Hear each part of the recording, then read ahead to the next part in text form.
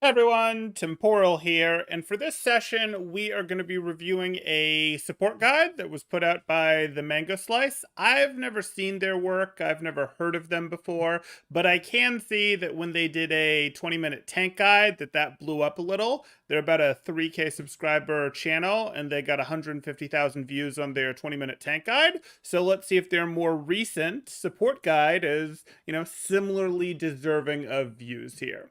And for those of you who don't know me, I am Temporal, excuse me, former top contenders coach The here, support and we're going to take a look at how these guys did. class in Overwatch is an interesting one because I think people have a tendency to take their foot off the gas a little bit when they end up on support and adopt this mindset of, well, I'm just here to heal the tanks and DPS. If they can't get picks, it's not my fault. So I think that would have been true when Overwatch first came out. If we're talking 4 years ago, 5 years ago, sure, you're in a place where supports would think, hey, I'm a support, and I'm a support that maybe came from being a healer in an MMO, and I heal. I heal, I heal, I heal.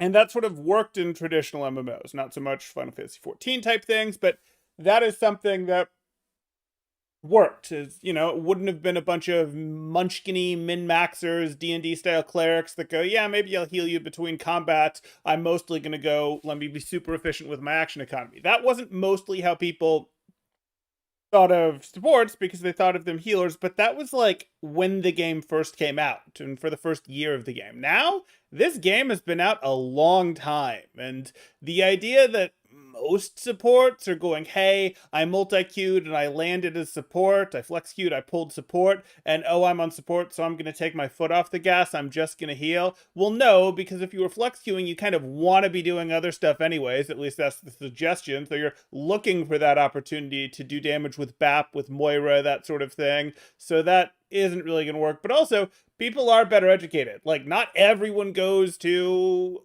and sees video guides. Not everyone goes to university subreddits, things like that. Like, not everyone is in a, hey, we went and learned all the information that's out there. But this far into the game cycle, you do see silver Baps trying to get damage weaved in there, gold Moiras trying to get right click damage in there. Like, people aren't really thinking of supports mostly as just healing. They do, I think, understand they need to do more than that at this point. Like, even when I'm getting silver people that I'm coaching, gold people that I'm coaching, they do understand that. So I don't think that holds up now. I think that's a way past due criticism. I'm here to tell you that it's called the support class and not the healer class for a reason. There's a lot more ways you can support your team besides healing them. Yeah, you can support your team by getting 6 eliminations all by yourself. You've supported the team. You've carried your team, in fact, at that point. But okay, it's a reasonable point. I just don't like how he set it up. In addition, ending up on support does not mean you get to be lazy about positioning because you have a tank blocking for you, or that you get to play passively and just watch the game happen in front of you instead of actively looking to make impact plays. You're definitely looking to make impact plays, but I don't think anyone's ever really thought of support as a positioning light role. Like, does anyone think of support as a positioning light role? My answer to that is going to be no. I think supports constantly know that they need to be thinking more about positioning, especially because support does include some lower aim mechanic requirement heroes like Mercy, like Moira, and because they understand, hey, if there's a difference between a GM player and a bronze player, well, people do have some level of understanding of positioning is one of the big key fundamentals of playing Overwatch. And if aim is going to be a less harsh scale in this role, or for some heroes in this role, positioning, there must be a lot of difference between bronze positioning and GM positioning. So I've never really heard of someone saying, oh, well, or supports in general having this belief of like, I get to be lazy about my positioning. Not even slightly. Support heroes have just as much impact on. And don't get me wrong, he's saying the right thing. I just think he's inflating a balloon straw man. I guess I could pick. It's an inflatable dummy that he's blowing up and then beating up over there. Like, that's not, your points are fine, but the setups, no. On the outcome of the game as any other hero and have the ability to make big game-winning plays just like tanks and DPS do. And he's You playing just on need to console. know how Okay. to properly utilize your kit. Okay, rant over, let's talk turkey. Sure. Let's start by going over positioning and how it applies to the support class. In general, like 98% of the time, support characters are going to want to be positioned behind their tanks in what is commonly known as the backline. Sure. This keeps them safe from errant spam damage that tanks are able to soak up with their shielding and large health pools. However, this makes them susceptible to being Not quite how tanks soak them up, but okay. jumped on by high mobility enemies that can avoid your tank line, such as Winston, Wrecking Ball, Tracer, Genji, Sombra, or many others. So this will be the question. How's he going to do here in terms of talking about when should be your closer versus further away from your team? For this reason, it's important to have an exit strategy while positioning yourself. What I mean by that is, you should have somewhere to go where you'll be safe if an enemy gets in the backline and starts harassing you. This can be a lot of different things. It could be a corner or a doorway that you're able to play around to break sightlines or make an escape. It could be a health pack that will allow you to win a one-on-one duel, or you can even just hug your tanks or a character like McCree who will be able to protect you if you get dove on. You've got to give more to it than this. Like, those are all things you can do. Having a doorway is really nice when there's a Doomfist with an ult that's in play. Getting a little closer to your team starts to make sense if you've lost the staging battle and the other team has done a good job of staging their divers to surround you. Playing further away from your team, which you did mention, behind your tank line, makes more sense when your opponents are set up in a stronger brawl formation, where they might have their own Reinhardt, for example, who you don't want to get to you without having to go through your Reinhardt. You don't want to be tight on your Reinhardt when their Reinhardt can swing through your Reinhardt and also hit you. Like, you don't want that. But you might want to be tight if your team's already lost the staging fight, so your team is in a situation where the enemy team was able to get through on various lanes, tuck like this, and so you go, hey, better would have been to not let you in the first place, to go, no, but you did get in, so say my Reinhardt's here, and I'm going to move in as my Zen and play a little tighter on my Reinhardt. It's not good. It would have been better to stop this, but yes, this does become something I want to do. This does not become something I want to do when their Reinhardt or their Winston is right here, and now their Winston is zapping both of us. Why did I let them do that? I should have been back here. So I hope we're going to talk about this in a little more depth. Basically, just avoid being out in the open by yourself.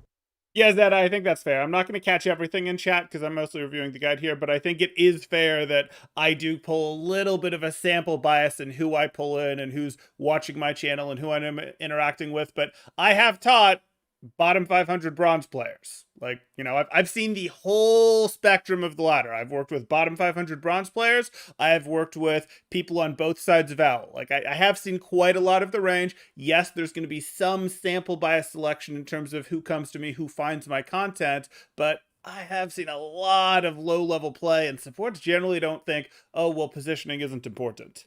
Or in any situation where it would be easy for you to get assassinated without escaping or getting help from your teammates. Speaking of assassinations, let's talk sightlines. Okay. You're going to want to be careful of sightlines because even if you're playing behind your tank, you could still get your head taken off by a sharpshooting DPS. Or a lucky Hanzo.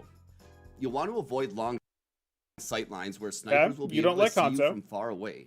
Once again, and hey, this was before the patch happened. This was a month ago. Playing around corners, natural cover, or from inside buildings is the safest play here. Inside buildings was safe, and then Hanzo got bouncing storm arrows. So, for positioning, we have play behind your tanks, have an exit strategy, and avoid long sightlines. No, avoid long sightlines is not a fundamental. Lots of heroes like long sightlines. Moira might not like particularly long sightlines, but Ana's okay with them. Zen likes long sightlines. Bap is quite happy with long sightlines.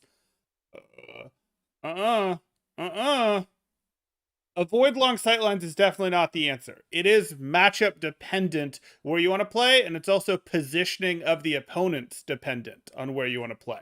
Like, you might get closer to your tanks if they've wrapped around a dive and you've already forfeited the lane. But if they haven't taken good positioning, if they haven't forced their way in, you might want to play with a long sightline. If, on the other hand, you're in a situation where you are on Ana, and there's a Hanzo over here, since he got Hanzo'd a couple times in the example, you might want to be in a situation where, hey, my Reinhardt is here, and I have some physical piece of cover that I'm getting to use as Anna, and I get to draw a nice sight line to heal like that on my Reinhardt, and then I peek out and throw the nade, take the shot, and then unpeek, that sort of thing. But this is a plenty long sight line, and I'm perfectly happy with it. I just don't keep it open all the time. Okay. Each support character will incorporate these principles in their own way. Currently no one I'm actively working with blah is bottom 500, but we've had people come up from pretty darn low on the ladder. I can think of a Lucio, I believe it was bottom 500. That might not be right. They might have only been like 700 or 800 when we started, but we've seen pretty low. Way into their own degree, but I will cover that in their individual sections. Let's shift I want to hear that again. Strategy and avoid long sightlines. Each support character will incorporate these principles in their own way and to their own degree, but I will cover that in their individual section. Yeah, so avoid long sightlines is just wrong. Like, there's situations where you need to be able to close those sightlines, but as a point, avoid long sightlines is not true for supports. Let's shift gears and talk about general support strategy and the philosophy behind hero picks and team comps. I'm going to start by muddying the waters a bit by talking about a dichotomy of terms that have floated around for the duration of Overwatch's history: main support and flex support, and main healer, off healer. Okay, let's see if he covers it right. The definitions for these terms have varied throughout metas and have been used not really interchangeably at times. Not really. But for the purposes of this video, I'm going to talk about main healers and off healers as supports that are able to out. Oh, why would you do that? Why would you talk about them as main healers and off healers? Main support and flex support is so much more useful because then you're prepping your audience, even if you don't know which of your audience members are going to go on to want to play on, say, collegiate teams in the future, or going to want to go on to, once they've really enjoyed the game for a year, go, hey, maybe I do want to scrim. Maybe I do want to do a for fun rec league type thing. Oh, you've sabotaged them because they thought main healer was a position and they've now trained themselves with healers that, you know, they can't all play together because all the main healers, all the off healers don't fill the same role. That's why we use main and flex support. Like, that's still the better term to teach people because then they actually build appropriate hero pools in case they want to in the future. You don't want someone to play Overwatch for a year and then go, hey, the next step, the way to get more fun out of this game, to continue having fun, is to do organized team play. But oh shoot, it's going to take me 3 months to add Lucio to my pool because, oops, I didn't have Lucio in my pool because I didn't realize that that was a main support because I was working on the so-and-so. Like, no. Output a lot of rapid healing, or supports that either don't put out a lot of healing or don't put out a lot of burst healing.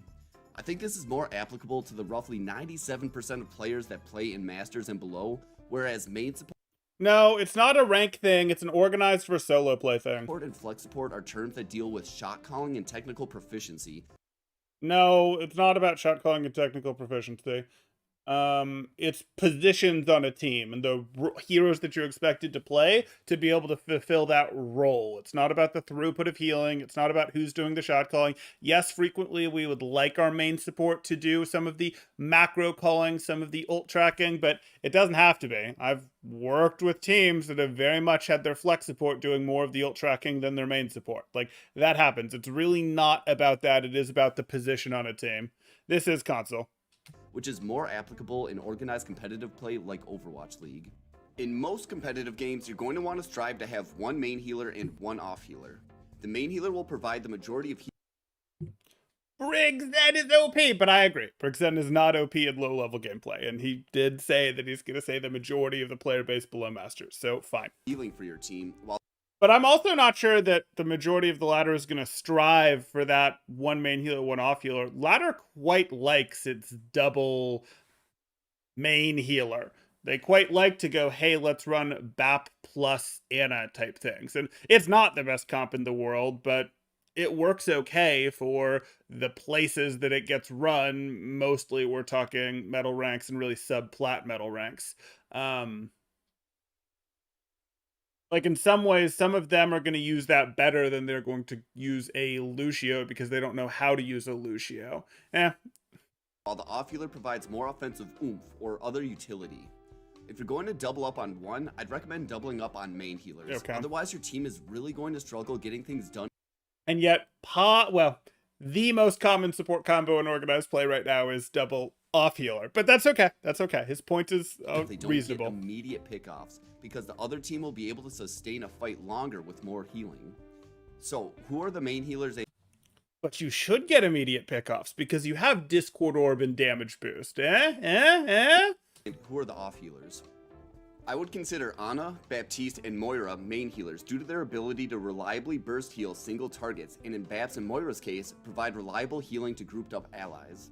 Zenyatta and Brigitta would be prime examples of off healers due to their lower healing Are you creating a third category? Don't you dare. output and utility they provide via.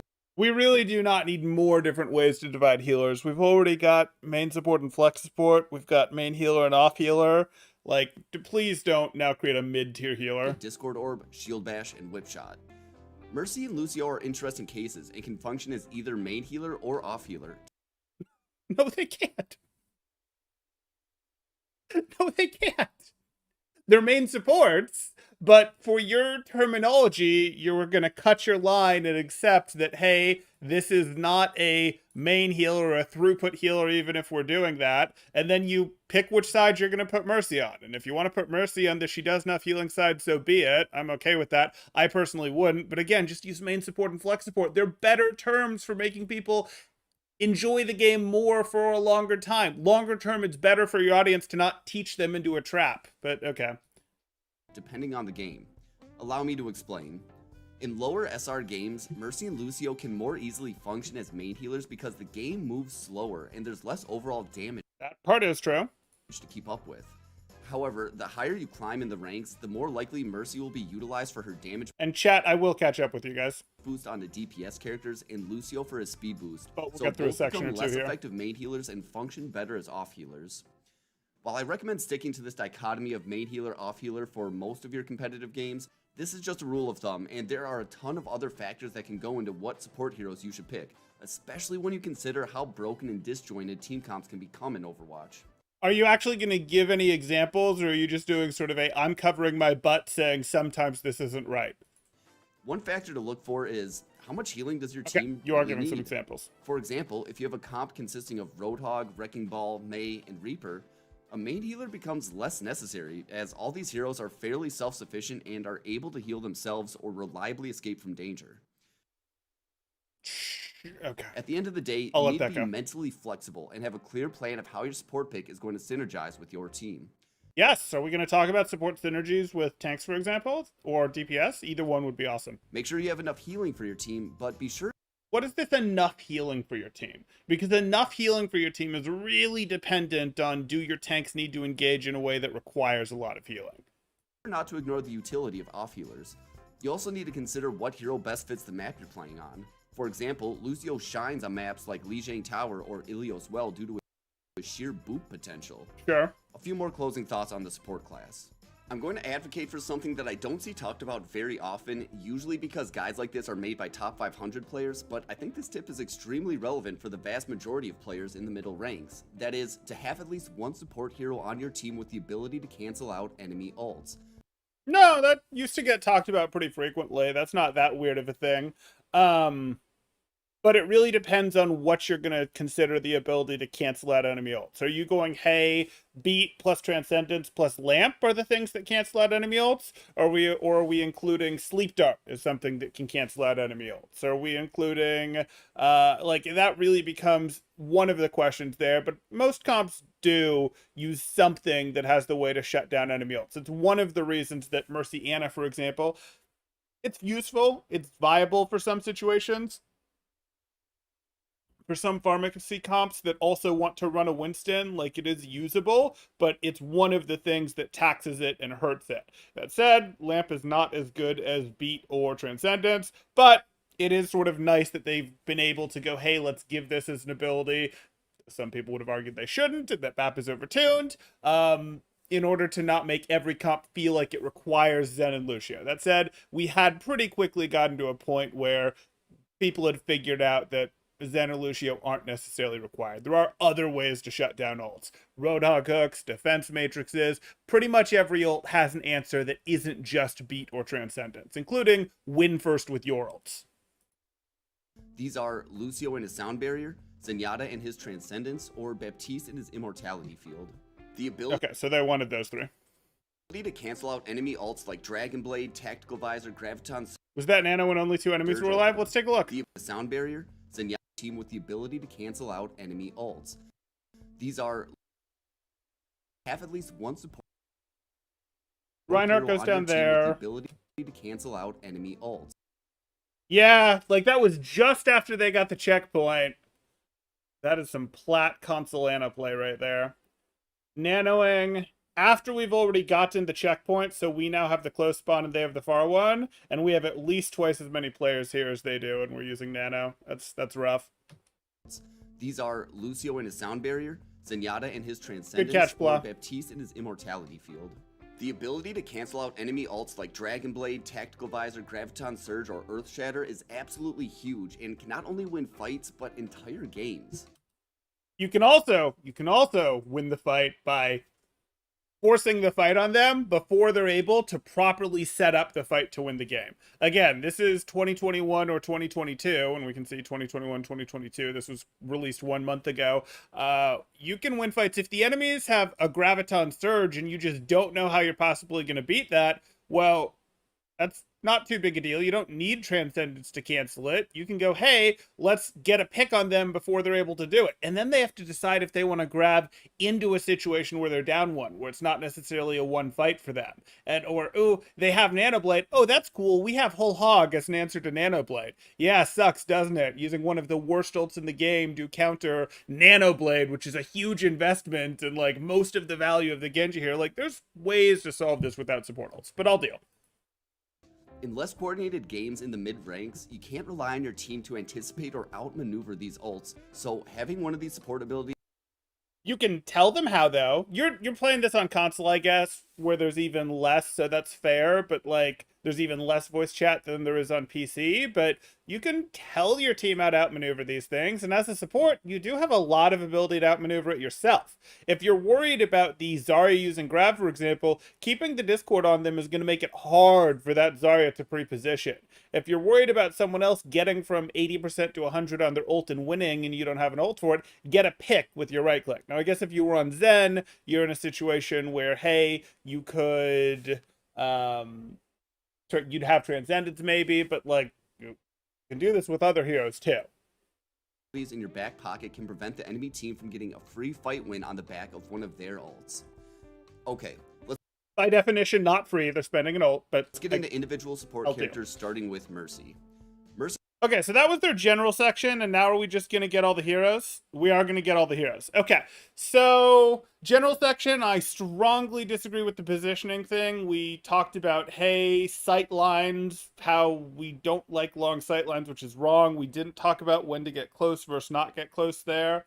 That's probably the biggest concern that I saw so far. In terms of more general stuff, I don't like that we went the main versus flex support direction, but, excuse me, the main heal versus off heal direction rather than main versus flex support, but I can deal with it. It's hardly the only guide to have gone in that direction, and he has made clear that he is aiming this at sort of sub-masters for where he's going. So I can live with it. In terms of other things that I would have liked to see included, it's possible that we're still going to do them with the individual heroes. I mean, I didn't like his setup for them, but he did get some important things in here of, hey, you do have to consider your positioning, and the more important, hey, you're a support, not a healer. Make sure you're getting the offensive value out of your kit, that you're doing more than just trying to recover from bad situations with healing. So he at least got that in there, and that is the most important thing, even if the setup for it wasn't great.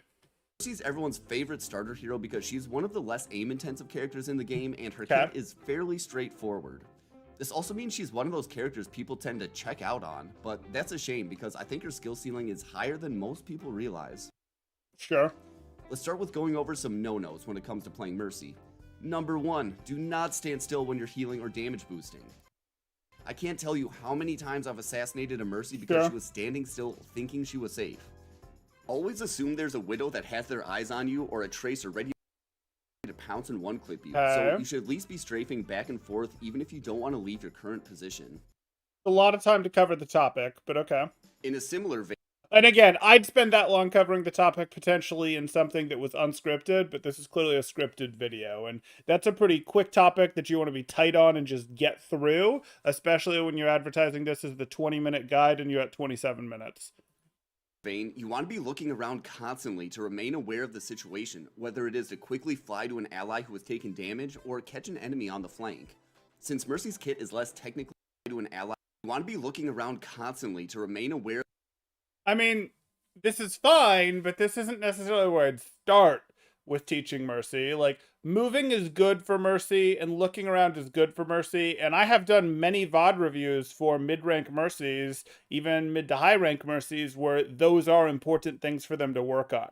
I don't think it's where I'd start, though. Like, you'll notice when I did a Mercy mini-guide, I did not talk about needing to be moving or needing to be looking around. There's more fundamental stuff that you have to get right that I'm not just going to assume that big portions of the ladder are going to get right. If you guys want to see my mini guide, I do have a playlist on the channel that you can check out, and we've done one for Mercy, and you're going to find that we talk about Valk timings.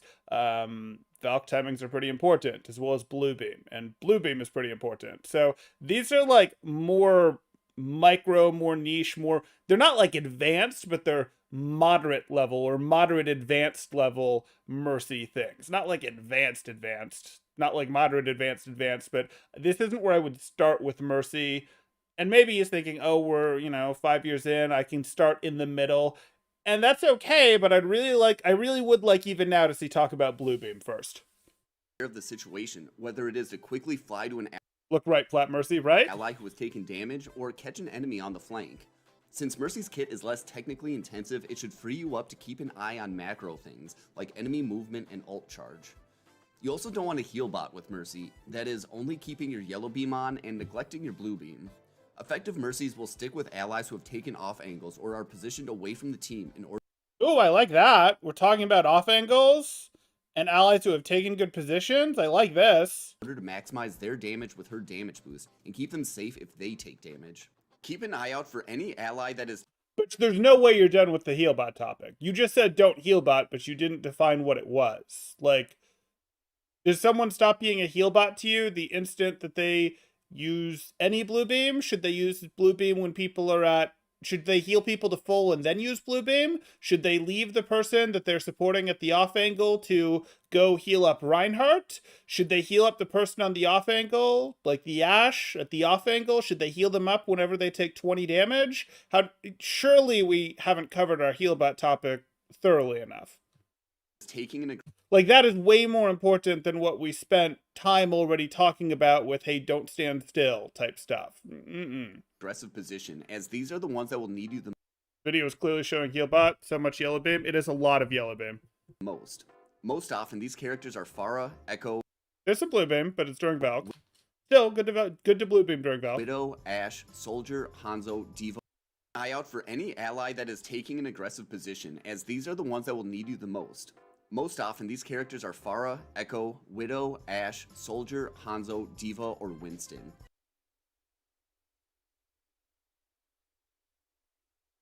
I've got to hear that list again. That is taking an aggressive position, as these are the ones that will need you the most. Most often, these characters are Pharah, Echo. Oh, you put a list up. Excellent. I'll read the list, but that's fine. So we're looking at the list. You've got Pharah, Echo. I'm good with those. Widowmaker, sure. Ashe, yup. Soldier, less yup, kind of how Widowmaker was less yup. Hanzo, less yup, but definitely yup. Winston is an interesting inclusion, but I'm okay with it. You can't sell me on this diva inclusion. You can't do it. You can't sell me on this diva inclusion. I would rather Cassidy make this list than diva. I would rather... Who else would I rather make this list than diva? I'd look at Sigma. I'd look at Roadhog. I'd look at Zenyatta. I'd look at a lot of heroes over diva here.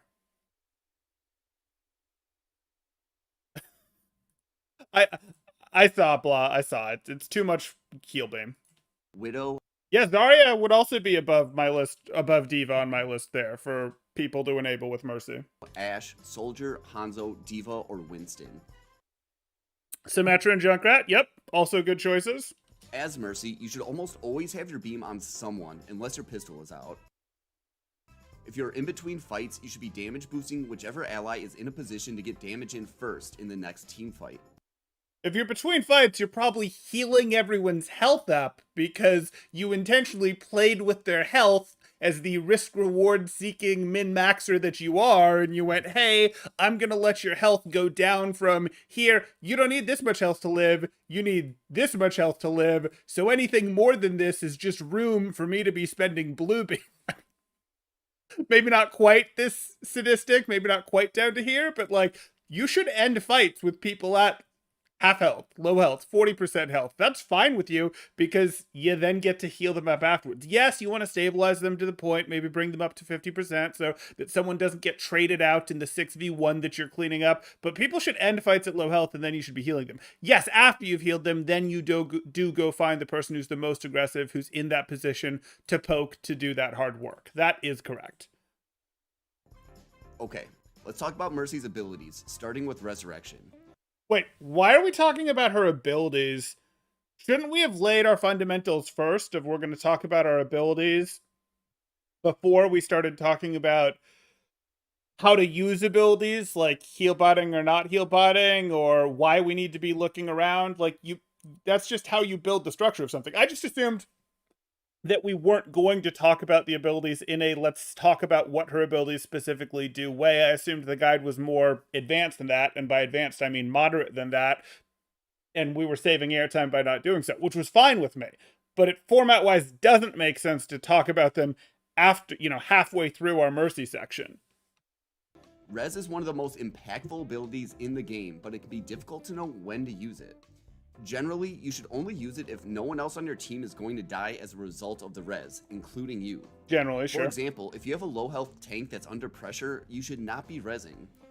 However, sure I should. You got that one, right, Anna? Cool. Let me go res this Cassidy on the off angle. But sure. If you're gonna lose someone as a result of the res, generally you don't go for it. But the tank isn't the example I'd have brought up there. I'm much more interested in no, I'm not going to let my Pharah get eliminated in exchange for resing my Cassidy. I'm gonna keep my Pharah up and see if by keeping my Pharah up or letting my Pharah pressure harder, I can create an opening in which I can safely res the Cassidy.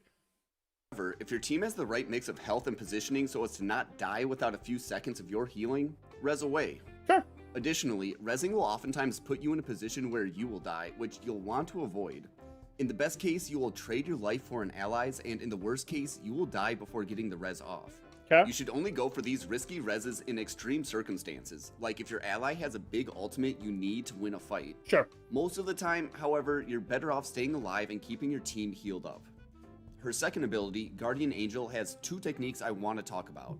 The first is simple enough. Hitting the jump button as you approach your target will give you extra distance at the end of your jump. However, you can also super jump with this ability, sending Mercy high into the air. Yeah. Niantra made a badass guide for this, which both of these are worth talking about. I probably would have started with Guardian Angel before res, truth be told, and I would have definitely talked about them before Don't Stand Still and make sure you're looking around. I'll link in the comments, but basically you'll want to crouch right before hitting Guardian Angel. As you pull up to your target, you'll begin to move upwards, and if you hit jump at this point, the momentum will launch you into the air. Reasonable explanation. He's linked to guide, so it's fine. I don't care. So be sure to practice up. Okay, let's talk about her ultimate, Valkyrie, which allows you to chain heal or chain damage boost while you We're not talking about slow fall? Okay. Fly around like a madman. This ult is pretty versatile, but one way you'll want to avoid using it is to react to an ult or ult combo. It doesn't provide enough burst healing if your team gets caught in a grab, or if there's a nanoblading Genji right. It also actually locks you out of beaming for a moment while you activate it, which is usually enough if you're trying to react with it to lose someone, but sure. Paging through your team.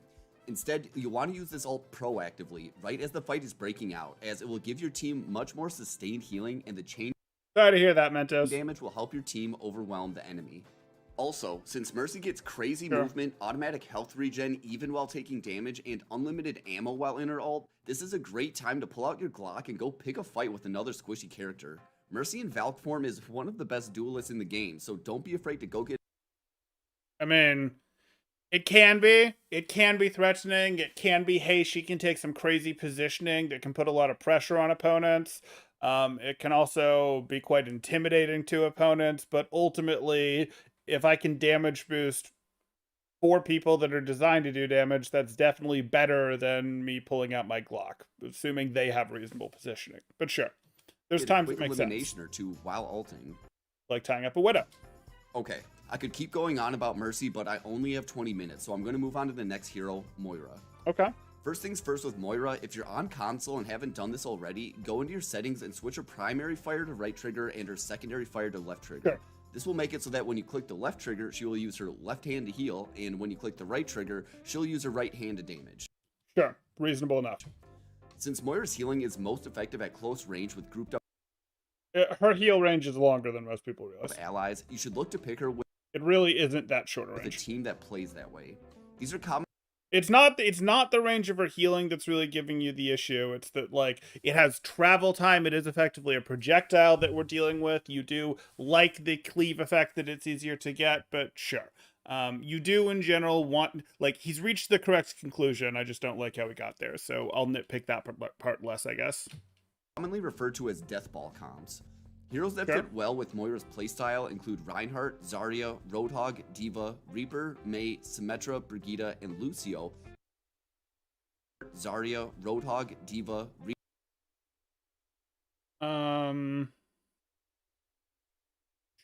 Sure. Roadhog should really off-angle harder than that. Doesn't actually love the Moira that much, but I'll deal with it. Brigitta, it can be done.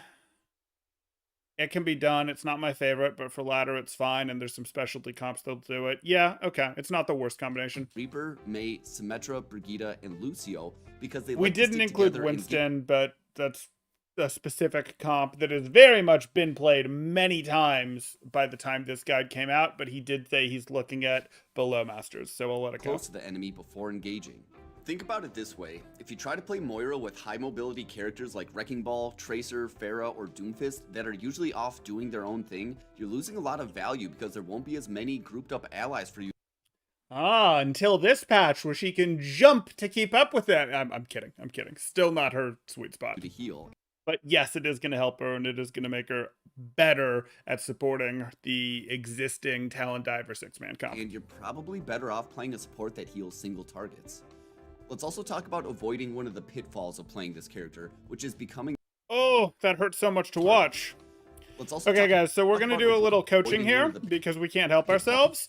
We just sent our Also- orb out, and now we're healing, and we do need to. This effectively leaves a cloud of healing here. We don't want to be trying to follow our Cassidy with this. We don't want to follow our Cassidy with this. Like, we are wasting so much on healing him here. We want to lead this better. Treat this like the fast projectile it is, and lead him a little bit. Don't follow. This hurts. Playing this character. That has already been enough healing juice to heal that Cassidy to full. We just missed way too much of it. Please stop.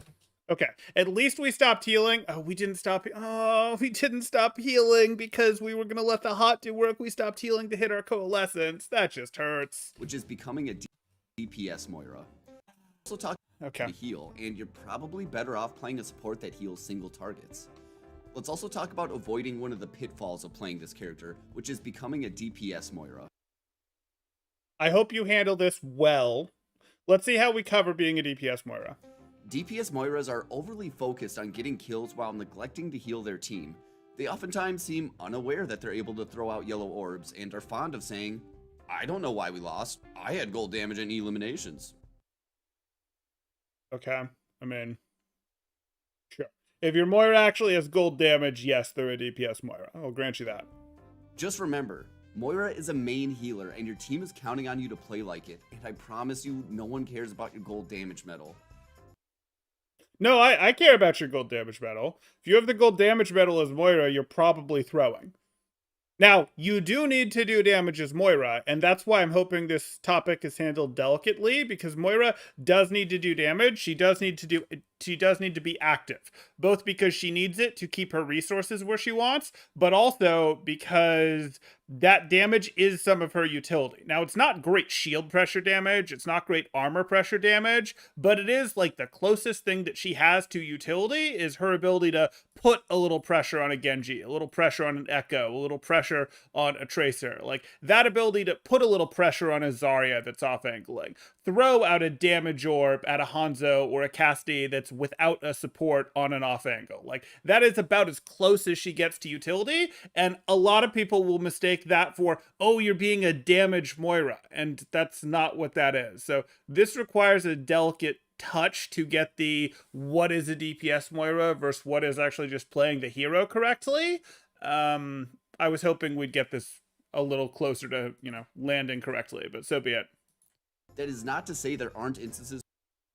I mean, yeah.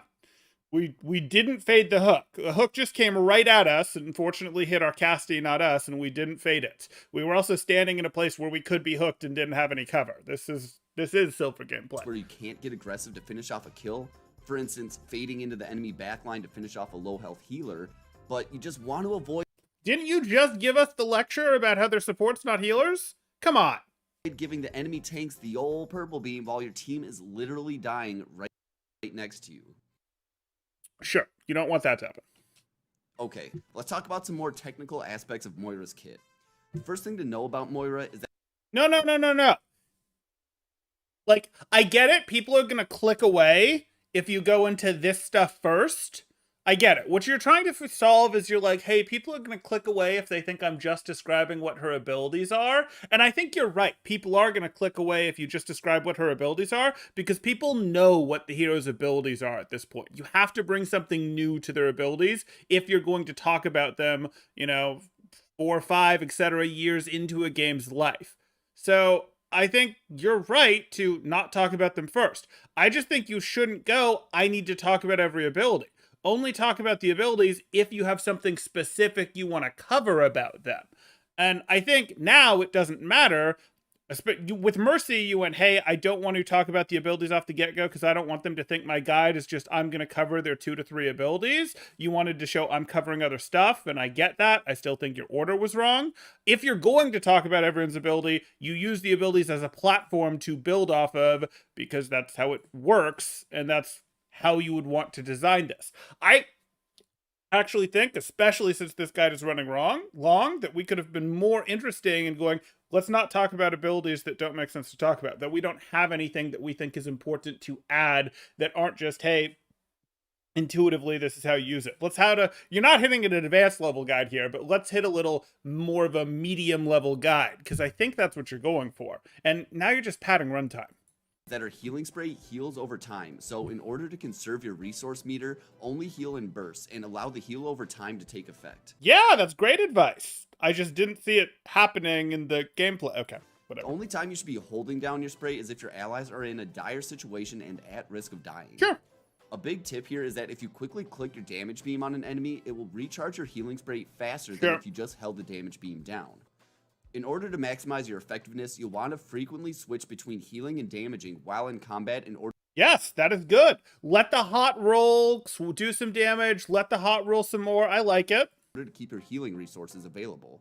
The trick is to try to build your ults up quickly, because Coalescence is one of the quickest building ults in the game, and if you get it before there are any other ults built up, you can use it to snowball the first team also true fight. The only other tip I have for Coalescence is to try to throw out a damage or healing orb before you activate it in order to make it more powerful. And by the time you're done with your ult, you should have... What about Fade? You're also effectively going to have Fade back, so it's pretty common to go, hey, I'm going to go ahead and Fade to a new angle. The same way that Hanzos will generally try to either go Dragon Strike and then lunge to attack from a different angle, or they will lunge and then Dragon Strike, because they're trying to create a sharper, different angle. And you can do much the same thing to a more extreme degree with Moira and Coalescence. So I'd have liked to include that. If we're going to include the let's get an orb thing out, let's include the, hey, let's take an angle with it, because angles are nice. Have that orb off cooldown. Otherwise, just make sure to avoid characters with abilities that can knock you out of your ult, like Roadhog's Hook, McCree's Flashbang, Brigitta's Shield Bash, or Sombra's Hack. One last thing before we move on. Moira's Fade, like many movement abilities in this game, gets a little boost when you jump at the end of it, which you can utilize to move around the battlefield a little quicker. You can even take advantage of this tech to do super jumps and get into unexpected spots. I'll link to a video in the description if you want to learn more about that. Okay, let's keep this video going and move on to our next support hero, Lucio. Lucio is great for new players because he provides value simply by existing. Not enough of it. Due to his passive healing and speed aura. What you're going to want to master is knowing when to use his amp. No. Don't you dare. I know it's console, guys. And he's probably filling, he's probably better on other supports, but like this is painful footage to include for Diamond. I'm just gonna jump around and jump back. I'm not gonna touch the wall. I'm gonna jump to the left and right and I'm triggered. Due to his passive healing and speed aura. What you're going to want to master is knowing when to use his wall is right there. Right up here on this wall and shoot. Amp effect. A really basic lesson for this is when to speed amp out of spawn. This is most important on control map like Lijiang Tower, Nepal, Ilios, or Busan, because these are neutral objective maps where getting your team into an advantageous position early can make all the difference. Sure, that's a very important time to amp speed. Right out the gate on Control, on King of the Hill, for that first fight. Doesn't matter nearly as much for later stuff because you're not all coming out together. But sure, that's valid. In the first fight. However, on Payload, Capture Point, or Hybrid maps, you should avoid using your speed amp, which has a long 12-second cooldown, out of spawn. The reason being, on these maps, the defending team already has positioning, and you don't gain much value by getting your team to the first choke point a couple seconds sooner. You should have your speed aura up as you leave spawn, but save your amp for when your team takes its first wave of damage, or if you get an early pick and want to move in quickly. Okay, that's reasonable. So take the first wave of damage. So generally how we describe that is we go, you use amp either to sort of recover and stabilize from a mistake where your team took damage that it shouldn't have, and go, hey, we're going to spend amp to harden ourselves back up. Yes, we're down a cooldown, but we don't look so weak that you guys feel that you're ready to now run us over. So like, we're going to recover from, hey, we took a little too much group damage. We're going to delay you being able to push onto us. And in exchange, we're giving up our ability to jump on you with amp speed. And you recognize that, and you also recognize that we don't have amp heal anymore, but like generally it's the sort of recover from a mistake with amp heals or punish your opponent's mistake with amp speed. Now obviously you can use amp speed to retreat, that's absolutely fine. You can sometimes use amp heals while brawling as part of the brawl in the mid-fight, but usually those are sort of how they go there. Using your first speed amp on healing will also help you build your ult faster. Outside of that, you'll obviously want to amp your heals if you have multiple members of your team with low health. When you build up enough game sense, you'll know to do this instinctively as the battle is breaking out without having to see your allies' health bars, just based on the amount of action going on around you.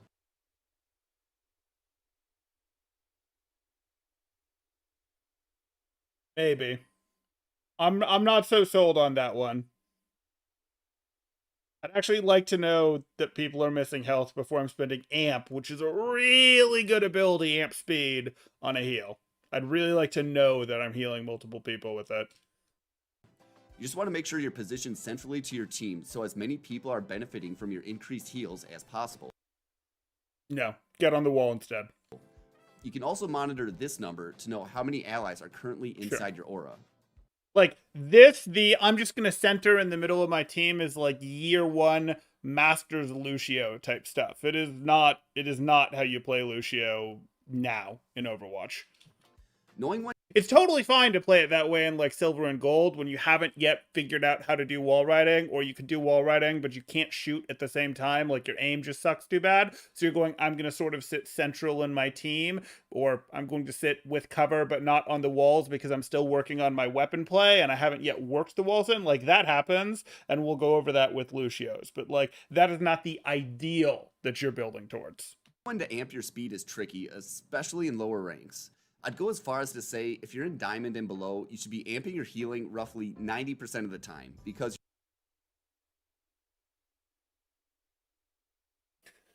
I guarantee you, if you are amping speed, if you are amping heals 90% of the time in Diamond and below, that your team is not getting as much value as they could have out of Earth Shatters, out of Dragon Strikes, out of your beat, out of your grabs, out of like frequently when your team uses an ult, it is worth investing amp on top of it. It's like a mini ult combo right there. Like, no, it's not Grav Barrage, it's not Bigger Bang, it's not I don't know, what's another combo that I could come up with here? It's not Graph Dragon, but it's sort of like a mini ult combo where it's like, hey, we get the power of our ult, and I want my team to react faster to it. Like, if you could make your team react a third of a second faster to your ult going off, that would be really, really powerful. They'd follow up more. Like, imagine if Earth Shatter lasted an extra third of a second longer, which, by the way, would have been a better buff to Earth Shatter than the silliness we got that totally breaks the Reinhardt shattering into other Reinhardt shields and it going off and still knocking down Reinhardt thing. Like, what if you had that? Oh, that would be a really good buff. Well, you can do that like every time. You can make your team react effectively faster by getting there faster, because that's ultimately going to be equivalent to the same thing. And that's going to cause you to, instead of going, hey, we got a little bit of a value out of this, we put the fight away with our Shatter. We put the fight away with our Blizzard. That sort of thing. Like, I guarantee you that you're missing out on a lot of opportunities to put fights away and win them if you're going, hey, I want to amp heal 90% of the time in Diamond and below. You definitely are going to find, yes, you are going to amp heal sometimes. That's going to happen. You might convince me that you amp heal 50 or 60% of the time. But if you are amping heal 90% of the time, you, I guarantee, even in ladder, messy, unorganized play, are missing out on fights that you could have actively won with good amps by comboing, getting good value out of your ult, that sort of thing. You should basically automatically amp speed anytime that you use beat, for example.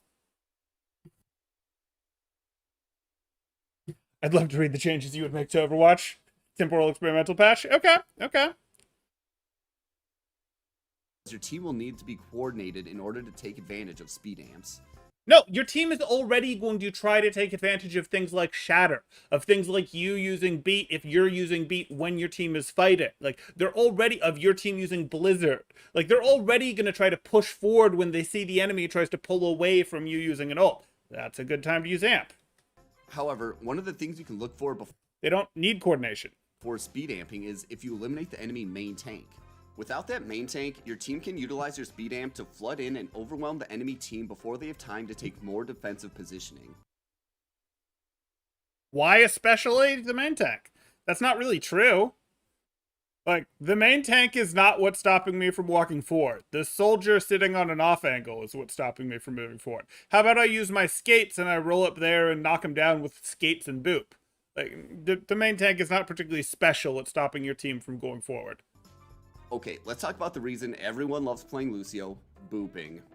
Booping an enemy off the ledge is a game-changing play you can make with Lucio, and honestly, I don't have any major tips for it besides position yourself around edges and look for boops. I do, however, want to talk about using Lucio's boop defensively. Okay.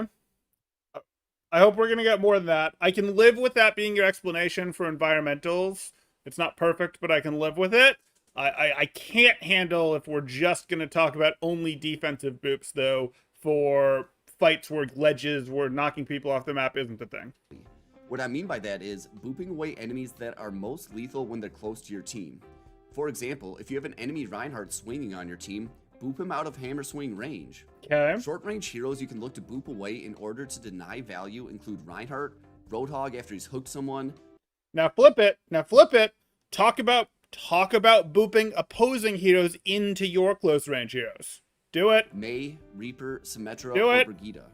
You can also use it to disrupt characters that rely on movement abilities to get value, like Winston, Please. Wrecking Ball, or Doomfist. Circle back. Let's quickly go over Lucio's ultimate sound.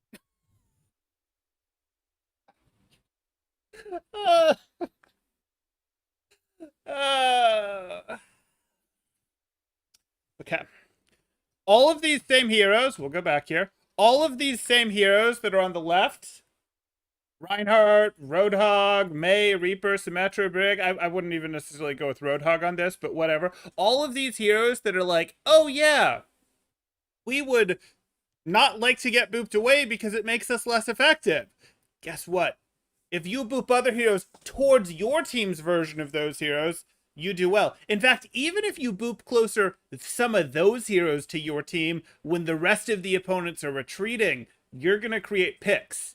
If you boop a May towards your team when the rest of her team just started to retreat, that's Lucio getting the pick. I don't care if Genji shows up in the kill feed here and gets the elimination. That's Lucio who got the pick because May got booped in, that sort of thing. Like, the ability to do that is really, really important. And how's the best way to do that? Well, you set yourself up on the walls. If you're on the wall on the outside of the fight, let me actually get a better angle here. He'll give me one.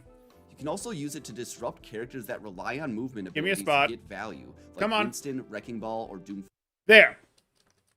So, like, if this is where the fight is happening, I can sneak up on the wall as Lucio pretty safely and boop you in and boop your diva in a little closer. It wouldn't do anything now because we don't have anyone close enough, but like if our front lines have sort of met, yeah, that makes a lot of sense. Now, do I want to boop a Reinhardt into my team where he's going to cleave a bunch of people? No, probably not unless his team is retreating or unless my team is fairly bulky, that sort of thing. Or, you know, he's already at half health and therefore we're going to be able to finish him, sure. But, like, this definitely needed to be covered for a moderate level Lucio guide. Fist. Let's quickly go over Lucio's ultimate, Sound Barrier. Sound Barrier is one of the most powerful ults in the game due to its ability to negate a I think that's true, but it probably becomes less true when you factor in how much ult charge it takes. Like, the total value. The value of the ult when you use it is very high. Like, it is a top 5 ult in terms of its value. I'm definitely being nitpicky. That's fine. large number of offensive ults. Most of the time, you'll want to use Sound Barrier as soon as you hear an enemy ult being used, like Genji's Dragon Blade, Zarya's Graviton Surge, or Soldier's Tactical Visor. You want to try to get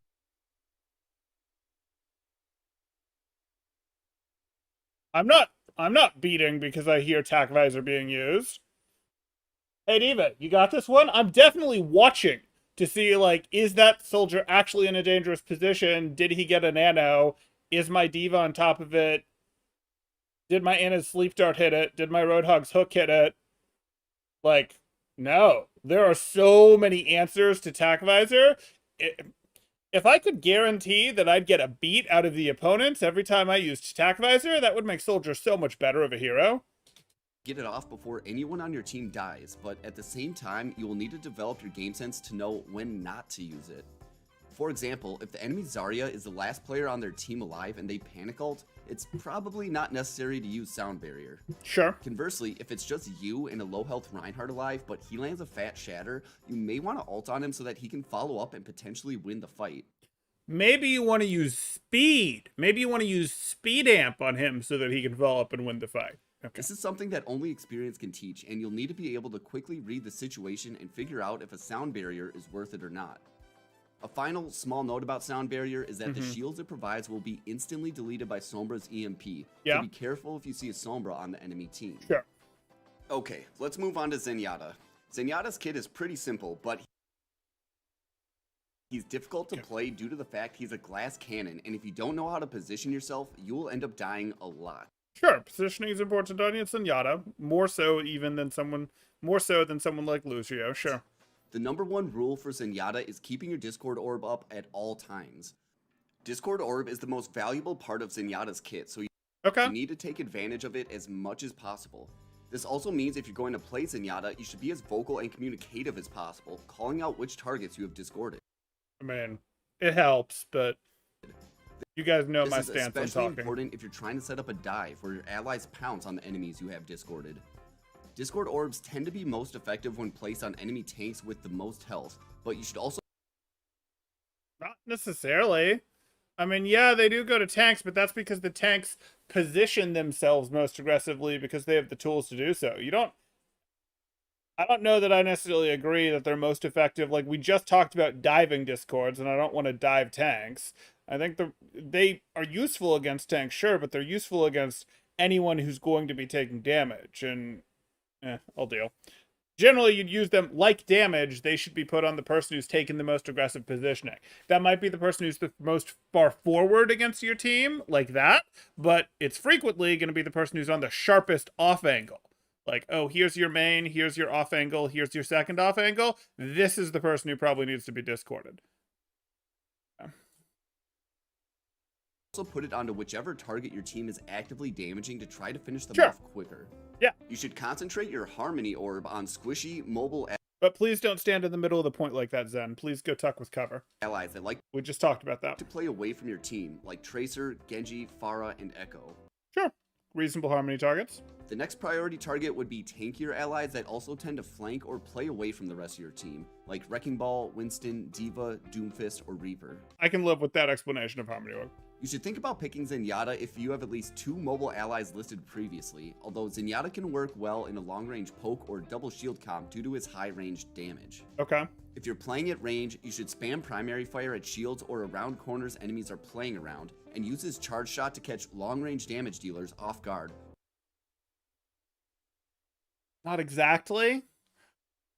Yes, you do better shield break, you do better total DPS with your left click. I don't know about this spamming around corners with left click thing. Like, yeah, you can do something resembling that, but when you're playing corners or when you're playing a choke that you'd expect the opponent to walk into, you're actually generally better off fishing with right clicks than just hard spamming left clicks. You can spam left clicks to make them not walk down a path or to make them take attacks to walk into a path, but that means you're leaving yourself with the sightline open. If you don't have a barrier, you might want to do that, especially if you don't have perfect scouting for what the opponent's map control looks like. Do they have a poke hero or a flanker on an angle that's going to punish you just sitting there and spamming?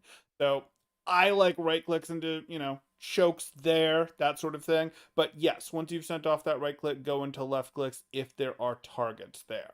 In terms of the compositions, I can live with that. Or as a last-ditch effort against flankers that are This is console. pressuring you in a one-on-one scenario. This guy is clearly playing on console.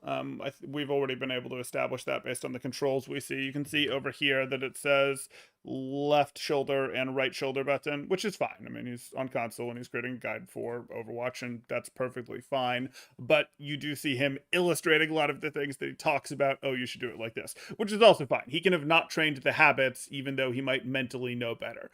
But it is painful to see a Lucio with a diamond portrait not even touch the walls except the one time to go over the Torb lava.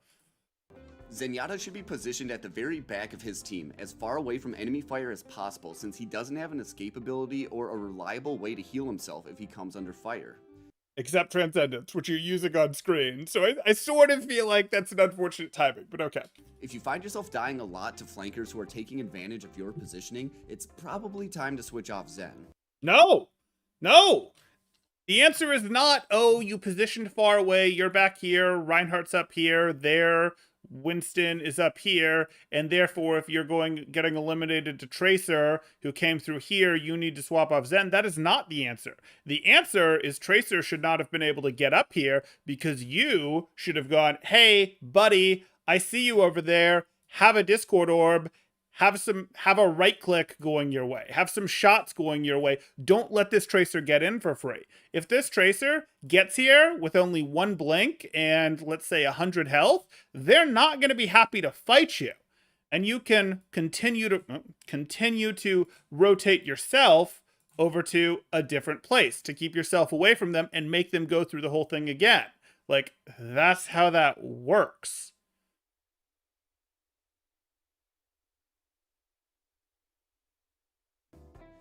Zen's ult should be used very similarly to Lucio's, that is, reactively to an enemy ult.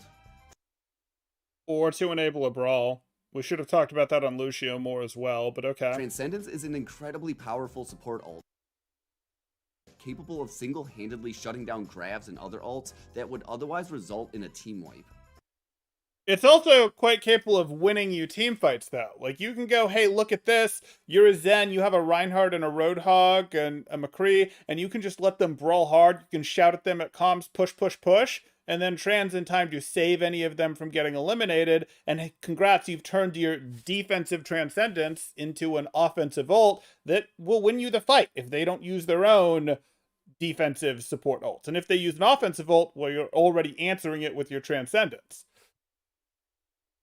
But the trick is to bleed your teammates' health a little bit, but have the judgment to still pop it before they go down. But don't pop it to try to make your team push. You definitely have to pop it when your team is already pushing and your team has already bled some. If you hear an enemy damage ult, don't hesitate to pop Transcendence.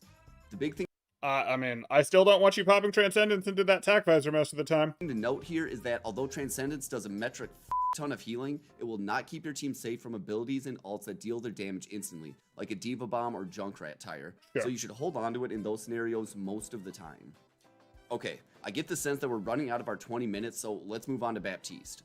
Bap is one of my favorite heroes to play right now because he's so versatile between his high group healing, solid damage, mobility, and immortality field.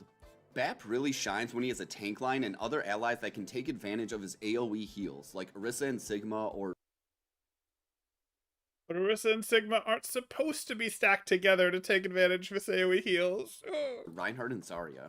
It doesn't take a genius to keep I know, though. On ladder, they frequently are, and he'll get to take advantage of it. plunking heal grenades into your tank line, but make sure you mix in damage too.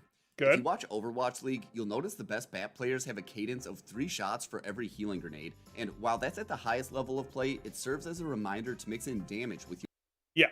Most of the time, get yourself comfortable with a 2-to-1 or a 1-to-1. At the 3-to-1, you are actually clipping your heal, and it can be worth it in a lot of situations. And you actually notice if you excessively study Overwatch League footage that they will not stay on 3-to-1 cadences. They will do 3-to-1 cadences when everyone's near full health, when everyone's around like 80% plus health. But then as they get down to more like 50% ranges or so, with that they might go into 2-to-1 cadences. And obviously when anyone's in a panic situation, they'll go to 1-to-1 cadences because they never need to go to full heal, because it's never a problem for them to go, okay, can I swing my screen 90 degrees to go heal over, to go do a left click over there, and then still get back in time to hit my next right click without having lost any? And the answer is yes. So yes, 3-to-1 is as offensive as you get. Obviously, if no one's missing health, you don't go 3-to-1, you go infinite, because hey, there's no reason to heal. But if people are generally healthy, 3-to-1 is your effectively maximum damage output range. 2-to-1, you don't actually give up healing for unless you're losing aim time. And you know, you're having to spend time aiming your second shot or spend time aiming to get back to your heal, which you shouldn't have to be doing. You should be able to flick instantly. Your healing. Bap's also another game sense character when it comes to his immortality field, Everyone's a game sense hero. commonly referred to as his lamp. Lamp is an ability you need to use very proactively due to its cast time and how fast single targets can get burned down in this game. In that regard, you have to be able to predict when someone on your team is going to die almost 2 seconds in advance. No, its deploy time isn't that long. This will come with time, Its deploy time definitely matters. You get a little predictive, but you don't need to be 2 seconds. 2 seconds is an eternity. but just know you need to get those lamps out sooner rather than later. Use Bap's regenerative burst to fill in healing gaps when you are reloading, or if your team is under immense pressure and needs massive heals. I disagree. Try not to use it to heal yourself from minor chip damage. I would much rather you use it to heal yourself from chip damage, rather than to go, oh, let me heal more type thing. Like, you already do enough healing with your right click. Yes, there are times when you can get more healing done. You can go, hey, we're really under a lot of pressure. Let me do an extra 75 total healing to this target over time. Not 75 per second, 75 healing over time to my Reinhardt who's taking a lot of damage. Really doesn't help him very much. You have to move in to go heal him with it, which frequently is not the positioning that you want to have. That'll cause you to take chip damage, and then you back out and go, oh shoot, I'm chipped down and I don't have my shift, that sort of thing. Like, we don't like that. It actually is better to go, hey, rather than playing at 150 health, and therefore being a little less willing to open angles to keep my Reinhardt up, to keep my full weaving pattern going, I would rather pop my shift, be at 100 health, even though all I got out of that was 50 health, and go, hey, now I can stay in the battle and keep the immense pressure, both healing pressure and damage pressure, up, by not being concerned about, oh, what can I get one shot by at 150 health versus 200. So like I pretty strongly disagree with this. Most of the people who really understand the game do. There's certainly a couple outliers who would go, no, no, no, it's definitely use your shift to when it's gonna fully be focused on healing multiple people and that sort of thing. But like, I no, your shift heals you twice as much as it heals your teammates, and keeping as much pressure as you possibly can out of your left and right clicks on BAP really is the strongest part of BAP's kit. Yes, Lamp is very good, but that is the strongest part of BAP's kit, and I would happily trade this for more of this. Happily.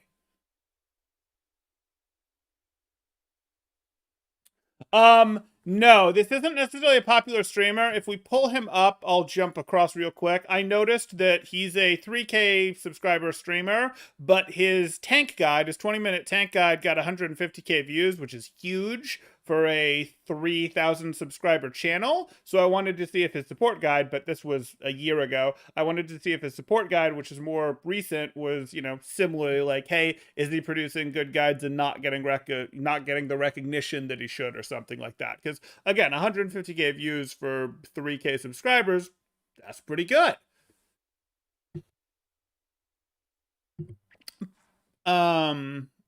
And if it was good, I'd have been happy to direct him some traffic and be like, hey, this is a good guide. I've certainly done that to other small streamers before. For example, I do think that Holy Shift Kid's Brig Guide is quite good. And that's another streamer that has like 3,000 subscribers on YouTube or something. What SR do you think a top 500 player on console translates to PC? That's not a question that can be perfectly answered, and I'll go back to not handling questions after this until the end, but we're almost to the end. But the issue that you run into on the console versus PC conversion is if you're in the middle of the ladder on console, you're going to effectively be something like 2 ranks worse. That's not a perfect translation, but that's about right. It differs depending on which heroes you play. When you get to the very top, you can find console players that are GM console players that will transfer over and within just like 2 weeks be GM on PC. And the thing is, they were good enough. GM is as high as it goes, right? Top 500 is as high as it goes, and it sort of becomes I just have to grind more time to keep pushing up my rank. It's not fully that, but you don't know if someone in GM is going to transfer over and be Diamond, or transfer over and be GM, or transfer over and be Pro, because they, it was just a thing of they were just going to have to play another 1,000 games to get another 150 SR, to get another, 300 SR, whatever the case was, to get up to the next thing, because you do have to farm wins to keep moving up in GM there. So, like, that becomes you can't really know what a GM is going to translate to, because were they better than the console environment allowed them to actually be, and we just didn't know that yet, or not? Like, we have seen people like Gig who were GM transfer over and then go, hey, they transfer over, and then they play and they're instantly professional level. Some of the GOATS players basically had that go on. I've coached someone very recently who was I've coached them on the channel. I've also coached Gig, but I've coached them very recently where they were, a GM Reinhardt. They transfer over here, and within 2 weeks, they're a GM Reinhardt on PC because they were perfectly fine doing that. Yes, that's going to be easier to do by far with tank heroes, with some of the support heroes, with some DPS heroes. You are going to be more capable of pulling that off with like a Mei or a Reaper than you are going to be with a Widow. Those are very different entry methods of how you control your heroes, for example, but there is no perfect answer to that. The sort of general rule, though, is expect them to be 2 ranks lower. That shifts a bit depending on what heroes we're talking about, and also shifts at the very top when you don't really know how much more room did they have type thing. Any guides I would recommend for main tanks? I have a Reinhardt mini guide and I have a Wrecking Ball mini guide, so those are what I'd recommend. Damage, and try to grab a health pack or flag down your other healer instead. While you may be tempted to use Bap's ult in a position the whole team can use, in my experience, it's better used selfishly so you can get more damage or healing out. Sure. If your team wants to use it, they can come to you. A couple notable... Yeah. Fine with Well, me. exceptions here are if you have a Reinhardt. Try to coordinate your ult with his Fire Strike because the Amp Matrix's double damage will allow it to one-shot 200 HP heroes. Are we going to talk about the diva interaction? You can also look to put it in front of choke point. No, we're not. Okay. So at higher levels, really in general, like it doesn't take very good divas to eat Fire Strikes. I don't mean like, divas are... I don't mean to be too offensive with that, but like Plat divas can eat Fire Strikes reliably. Gold divas can eat Fire Strikes pretty reliably. Eating Fire Strikes is not hard, and you lose a lot of the window Fire Strike value, because remember, now your window is not going to be on an off angle, because your Bap and your Reinhardt are definitely together down main if you're hitting a window Fire Strike like that, so you're not going to have any off angle value. There's a diva that's going to DM while our team gets to cover, and she's going to eat the Fire Strike. And you might time it perfectly and be like, yes, I put my window up, and the instant my window's going up, as it's deploying, my Reinhardt is going for his Fire Strike. The diva should still be eating it. And that's definitely true in higher level games. So I would say, yes, it's a powerful combo when there's not a diva on the enemy team. It's like Hanamura point A, so the enemy can't push forward without taking a ton of damage.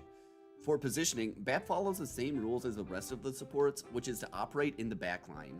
Uses Exo Boots to get onto high ground when you can, as this will make it easier to land your healing grenades on your team. Pair Baptiste with any static tank duo that likes to stick together to get value out of his AoE healing, like Orisa and Sig. Why not use Moira for those? If I have Bap, I can handle having my Winston over here while my Diva's over here, because I can pivot, because I can project my healing nades. I don't need my tanks to stick together on Bap. Yes, I'm not getting the fact that they AoE heal. I'm not getting the AoE healing. It's not the biggest deal in the world. It adds up, and it certainly helps in Brawl that you can heal your Reinhardt and sometimes get your Diva, that you can heal your Zarya and sometimes get your Mei. It certainly helps, but especially now that we've had the change where it heals more on directs than it does for the splash damage, Baps are aiming to hit with directs now, which actually does decrease the amount of splash healing that we're doing, because you can't aim to split the difference and get other people. And generally speaking, Overwatch is better when people take angles, and taking angles means they frequently won't be stacked, and taking angles is better than getting that splash healing, which is one of Moira's fundamental design problems. Less of a problem for Bap. Sigma or Reinhardt and Zarya. He can also help fill in a hit scan role if you're going up against a troubling Pharmacy or Echo. Next on our list of supports is Brigitta, which some people will cry is the easiest hero in the game, but I disagree. Yeah, okay, I'm with you. Brig has been nerfed significantly since her reworked. She's been nerfed significantly from her rework, but from her introduction, but she's still a powerful hero. She's not as powerful as she was on release. I will grant that. Introduction, and is now quite fragile, which is why you need to be careful when playing her. I'll liken her playstyle to Winston, where oftentimes you have to be patient and not do anything until the enemy gets into a particular position. That's not really how you play modern Winston. Like, I sort of get where he's coming from, but I'll let that go. Brigitta excels when you can bait enemies into a close just because it's a completely different topic. quarters fight. She's almost powerless at the long-range poke stage of the fight, but if your team can successfully... We're going to talk about what she does during the long-range poke phase of the fight. Is she is threatening rotations if you have the stronger brawl comp than the other team, or if your core backline is better at rotations than the other team. Her contribution during the poke phase is also she's causing your other support to not just get assassinated by people showing up, because you can go for a triple blink plus Sombra uninvisibility one clip play. Like, that's a thing that you're doing during the poke phase. And then, of course, she's got, hey, I'm going to hit whip shots to keep Inspire going. So it's not nothing. And she's also got, hey, I've got armor packs to sustain my Echo on an angle type thing, my Hanzo on an angle type thing. So it's not nothing during the poke phase. But I agree, her poke phase is weak, like Winston's poke phase is weak. Engage the enemy team in a brawl, you'll be glad you have her. She is probably the best sustain character in the game due to her damage, AoE healing, and crowd control, so she is best used in situations where you can get into short-ranged brawls. She has a burst combo that sadly no longer one-shots Tracers or Baby D.Va, but is still effective to land. This combo takes advantage of her whip shot animation canceling her primary fire. It goes shield bash, primary fire, then whip shot. Sure. Get used to this combo because it's her DPS bread and butter. On bigger enemies, you can add a primary fire to the beginning of the combo for extra damage. Unlike shield tanks, I would suggest using Brigitta's shield to block spam damage if you're repositioning from one spot to another. You've got a balance between her shield health and her regular health, especially while Rally is going, because she is not terribly bulky anymore, but you can split your resources between them and do okay. You'll need every hit point you can get with her. Yeah. Use whip shot to deny enemies that rely on movement abilities to get value, like Winston jumping on your team or a Genji that has just pulled out his Dragon Blade and dashed. Sure. Otherwise, look for boobs. And maybe don't chain repair pack your tanks like that. Use Brigitta's ultimate, Rally, like you would with Mercy's ult. No. Hold on. You need to talk about whip shot more than that. I didn't realize that was the end of it. Your whip shot is not just about, like, otherwise look for boops is not the answer. Your whip shot is really important for disrupting dives. So, like, hey, I like my whip shot to stop Winston from coming in. Single most important thing. Stop him from coming in or make him pop his bubble in a place that is early so it won't be in a good place because he blocks the whip shot with your bubble, but then he keeps coming forward before he lands and now he's out of his bubble and he's not protected. So, like, that's a really good use. Knocking away other enemies that might want to come in could be a good use. But you need to go fishing for inspires. Like, as you get moderately good at Brig, moderate level Brig technique is you do have to go fishing for whip shot as your poke phase. I'm going to keep inspire going so that my team has more sustain going type thing in the poke phase. Like, that's more important than let me go for boops to knock people off the edge by far. And that's also more important than most of her whip shot to try and finish people off combos.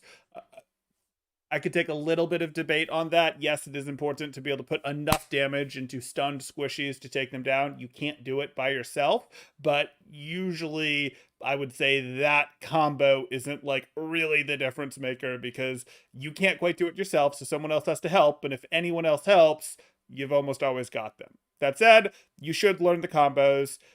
The whip shot for sustain is more important, though. And here wasn't even talked about, which makes me sad. That is proactively. It won't provide your team enough healing to survive a graviton with Mercy's ult. That is proactively. It won't provide your team enough healing to survive a graviton surge, but if you pop it once the enemy commits to a fight, they'll have trouble cutting through the armor it provides. Wait, before you mean as? If you pop it once the enemy commits to a fight, okay, yeah, once. They'll have trouble cutting through the armor it provides. You can get more complicated than that, but that's a reasonable explanation. Brigitta with short-range characters that like to brawl, like Reinhardt, Zarya, D.Va, Winston, Roadhog, Moira, Lucio, Reaper, Mei, Symmetra, Torbjorn, and D.Va, Winston. Or don't. Those are not really great advice. Like, yes, Brig is officially a brawl hero because she is a short-range hero, but the reality is Brig is much better used frequently in poke comps to make poke comps less vulnerable to their dive counter, or she is well used in dive comps to enable dive heroes, or poke dive comps, because her repair packs are good at enabling dive heroes. Her shield bash, her decent ability to brawl herself makes her good at fighting against poke hero or dive heroes. So really she likes to be I'm going to cover a otherwise poke comp's weakness, or I'm going to enable a dive or more frequently a poke dive comp. You are not particularly looking to pair her with these heroes. I would not want to pair Lucio with Brig in the modern era. There's been like 1 to 2 teams that have been able to successfully do that. That does not fit our, this is, below master's guide type thing. So I definitely wouldn't pair with Lucio there. She can be okay with some of these other heroes. Like, yes, your team becomes even more brawly, even more strong. But usually you wouldn't use her because just like use Brig to make your poke comp less vulnerable to dive, you actually use Lucio in brawl comps with most of these heroes to make your brawl comp less vulnerable to poke, because Lucio helps your team move faster, helps your team shorten the poke phase so that they, as a brawl team, can actually beat the poke team. So I just kind of hate this. To be perfectly honest, I kind of hate this list of heroes that was put up here. this list of heroes that was put up here. She's pretty good with Doomfist. She's okay with Reaper.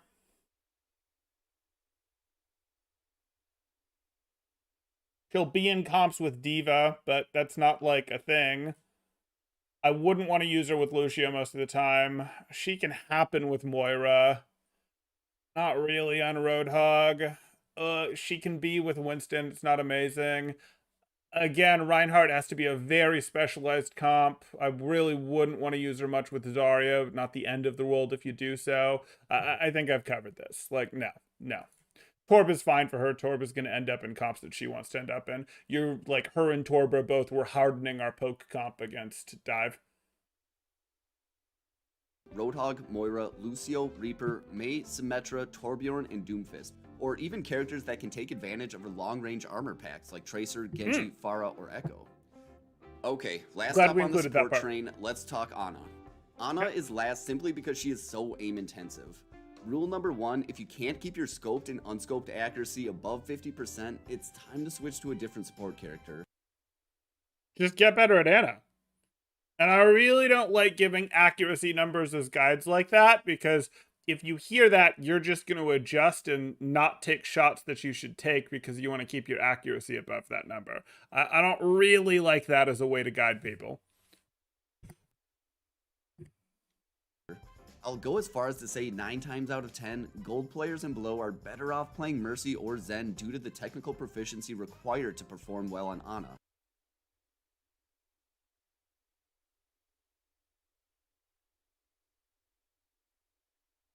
Walk me through how you need too much technical proficiency to play Ana, but Zen is totally fine. Like, yeah, you can get some value out of Zen just by getting your Harmony and Discord Orb out until the opponents figure out you can't aim and you're not getting any spam value and you can't defend yourself against divers.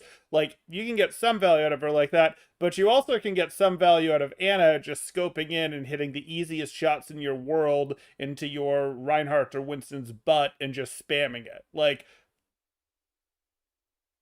I don't really think that the technical proficiency for Ana is so much, the skill floor is so much higher for Ana than it is for Zen. It's also weird that we went with Mercy and Zen rather than Moira, who would be sort of the obvious big healer equivalent, but plays meaningfully differently, has less of a name requirement. Like, that was weird to reach for those two examples. I also completely disagree. Like, if you want to get good at Ana, you should play some Ana. If you're not having a good time in comp and you want to do better in comp before you tank your SR, you should do some more aim training. You should do some more FFA. You should do some more quick play. You could do some scrims. But if you want to get good at Ana is going to be your route to do that. Not, I'm going to play Moira until I get up to plat and then I'm going to swap over. Yes, you will be better when you swap over because Moira will have taught you some game sense things, though Moira and Ana aren't the greatest in terms of shared skill sets, but getting better at Overwatch on any hero does tend to bring your basement up on everyone a bit. That said, if you want to get good on Ana, play Ana. That being said, if you're 1200 SR and want to play Ana anyways, follow these guidelines. Concentrate your healing on your frontline tanks. They won't be moving around as much and their large hitboxes make them easy targets. Plus, they'll need your healing. Why did we suddenly make this guide for 1200 SR players? I thought this guide was for people below Masters. More than anyone. And I've been a little generous with that. I'm not even convinced that he's explicitly said below Masters. I think he really said below Masters. He said that because it was more useful for his explanation of main healer versus off healer versus main support versus flex support. But I've been willing to give that to him. Communicate with the other support hero that they should focus on your DPS. What are you confused by? If you can. Oh, you're confused on what broke it. Communicate with the others. It's just a little weird that you put the question marks up there because, like, he's the one who should be raging right now. Support hero that they should focus on your DPS. One important tech to know about Ana's primary fire is that her hipfire is a projectile that has travel speed, while aiming down sights is hit scan. Okay. You'll want to practice quick scoping with her to improve your aim. Another small tip. You're not practicing quick scoping to improve.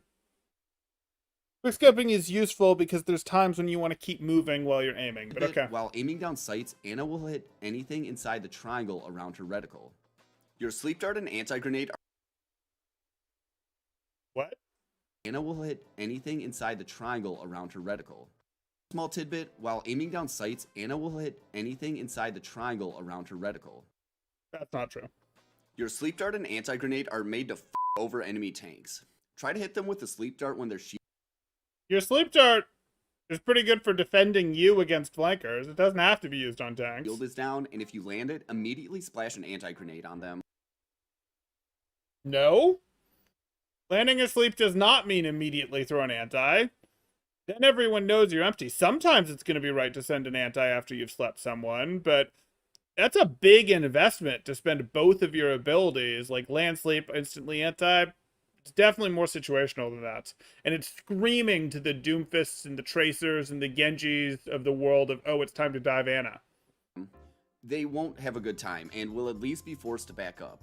It's pretty easy to dunk this combo on a Roadhog because of his large hitbox, lack of a shield, and absolute dependence on self-heal. For that reason, I will almost always switch to Ana. You reopened that angle? Really? Absolute dependence This on happens. A Widow's shooting at you. self-heal. You close the angle.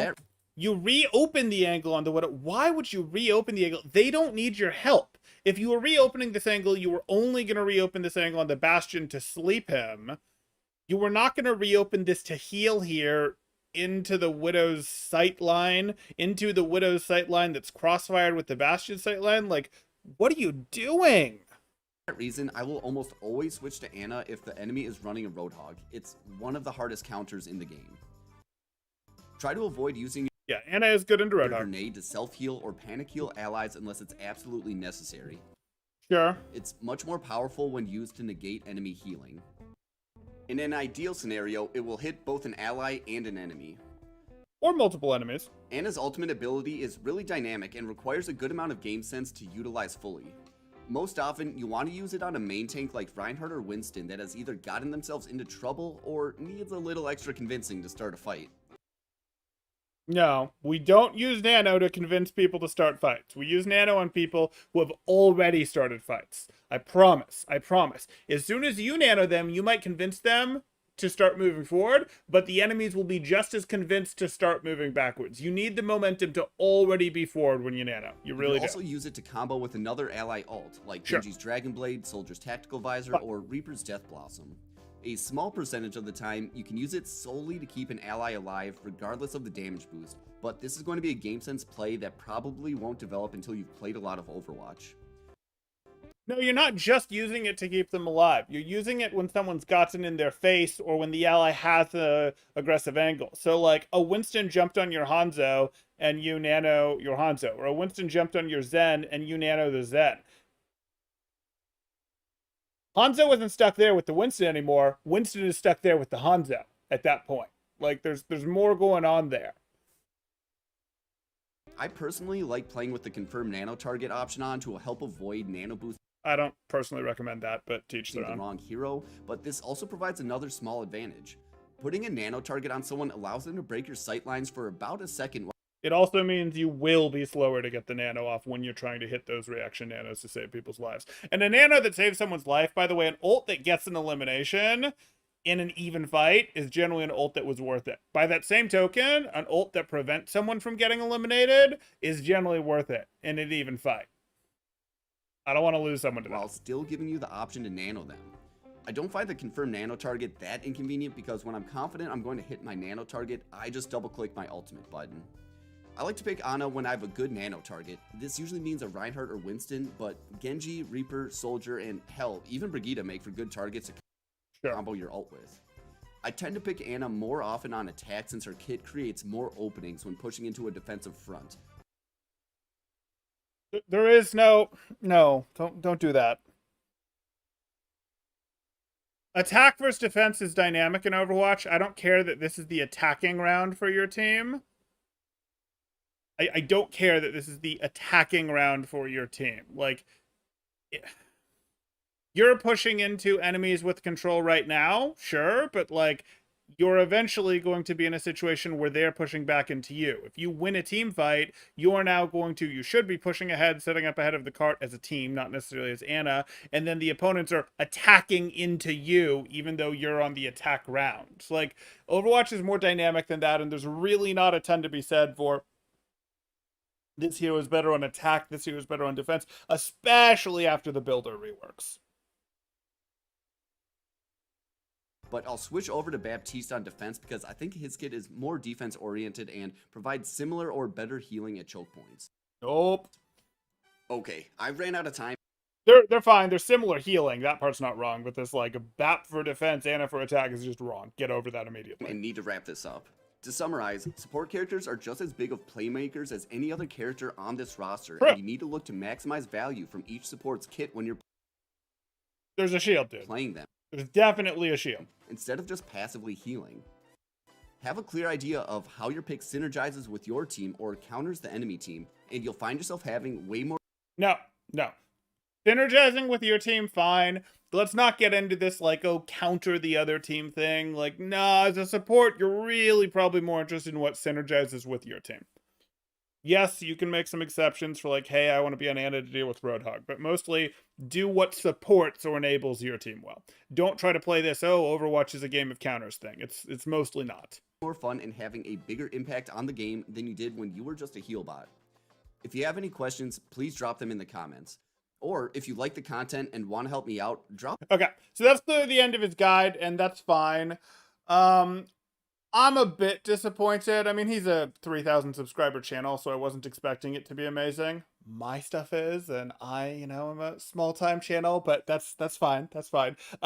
This was, obviously a little more polished, edited, where a lot of my stuff is streamed, so whatever. The point that I was getting to here, though, is there's some stuff in here that's fine. I sort of looked at this as this was supposed to be a moderate level Overwatch guide. I really feel like everything has to be a moderate plus level Overwatch guide at this point, because you just don't need beginner guides in 2021, late 2021, early 2022.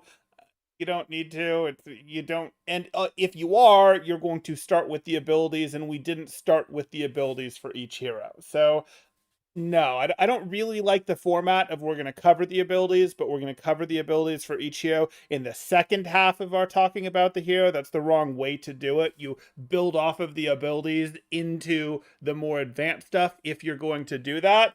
I think you could have skipped abilities that you didn't have anything terribly interesting to say about, though, and I think there was lots of those. I also don't think it could have been, hey, I'm going to talk about one ability per hero because there's something interesting to talk about, and I wouldn't really have even used abilities as the structure for the guide. If you happen to cover 2 abilities for a hero, so be it. If you happen to cover 0, so be it. But find the things that are important about that hero to cover for sort of a middle-level audience. If you're more going for the basic level audience, that's fine too, though I think it's wrong at this point. I think there's so many guides out there that do the basics that you really wanted to go, let's start with the abilities and then build into other stuff. So I don't really like the format here. Too much was wrong here. Too much of the gameplay example didn't illustrate what was happening on stream. I know that is a ton more work to do from an editing perspective, so I'm okay with that not being the case. I'm okay with just running generic B-roll, but a lot of the times it was like, oh, you're talking about how Zen doesn't have an escape, doesn't have a way to do anything about while he's being dubbed, and then you're popping Transcendence as your escape. Things like that, where it's like, it is.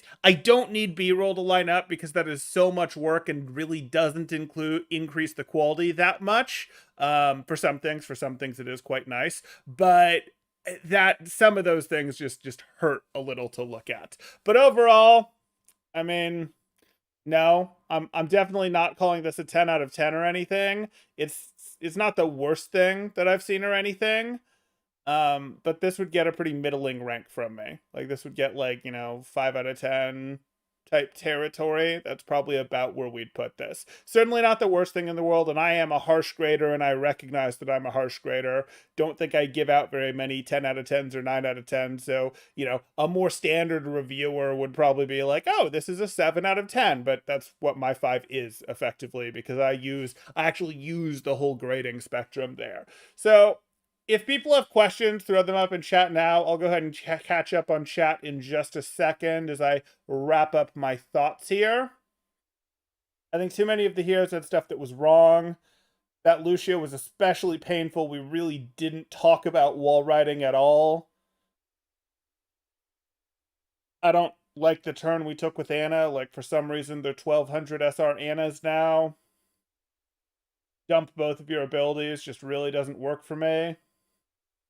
Again, that order that we started with, and we did it on all of them, but it started on Mercy. Like, we're talking about this technical stuff of controlling your camera and such, and then we're backing into abilities like Res and Guardian Angel. Yeah, format-wise, I've got issues. Information-wise, I've got issues. I don't love it. I don't love it. Again, not the worst thing in the world. There are some things that it did right. That's why it's got a 5 out of 10 and not a 1 out of 10 or a 2 out of 10. But I definitely would like to see some improvements here. That said, this is not a strictly Overwatch guy from what we saw. It looks like he bounces around and does guides in different games. Okay. Have you read the Overwatch forums? I think we still need basic guides. That's true, but the people creating more guides doesn't mean more people are going to read them, unfortunately. Like, most people are not studying on Reddit, studying on YouTube, studying by hiring a coach. Most people aren't doing that, and they're not going to do that. Maybe more people would do that if Blizzard went and, worked with a content creator like myself to include some guides in their launcher, or to include some guides in their UI for, like, when you press the button to see, hey, what are my hero's abilities? And it would pop up like, oh, here's a brief little video going over someone explaining the heights of each ability. Maybe something like that could happen, and then you get a more educated player base. But just creating more guides on Reddit, on YouTube, on the Battle.net forums, any of that isn't going to really make meaningfully more eyeballs see them. The people that go to those places are already significantly more invested than the regular player. Okay. Let's scroll back through some here. I'd rank him silver on PC, aka console aim, not just as Lucio not being on walls, just everything, positioning, decisions, etc. All silver. Sure. Zenyatta should be playing at the back of his team. Literally been playing alone on point now, and literally been playing alone on point, and now is frontlining. Yeah, that was some of the, like, again, I don't need your B-roll to line up, and I don't need you to play the same way that you talk, because I understand that you haven't trained all of those habits on all of these heroes. That's totally fine with me. But your B-roll, like, actively betraying it hurts a little bit. Temporal experimental patch, another ask for that. Okay. I'll think on that. It'll go on my list.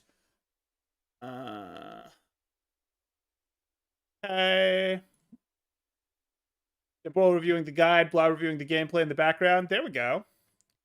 Zeta says, I've been as low as 886 SR on the DPS ladder. In silver or lower, needs to go back to the very basic fundamentals. As soon as I realized Genji's deflect was an ability, I skyrocketed to 1700. Okay.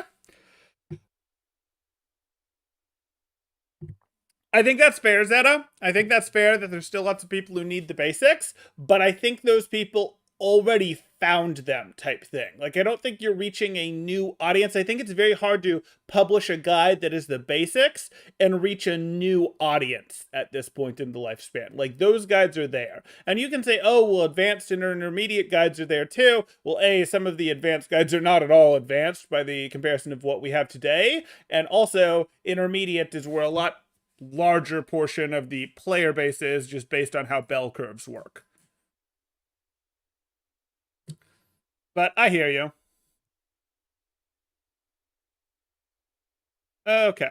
I wanted to make some guides with the workshop, but then I figured out how much work it would be. Yeah, it's work. And what he did is work. Like, it's way easier for me to review to his work here than it is for me to put together an edited one like he did. Like, there's a reason that when I do guides, I do mini guide type stuff where it's like, hey, here's 10 minutes and I'm talking and I've maybe pulled up gameplay that's relevant for explaining it, but it is work to do edited videos like this. I totally get that, and I don't want to knock it too hard, even though too much here doesn't cover what I think is important, or in some cases is just wrong.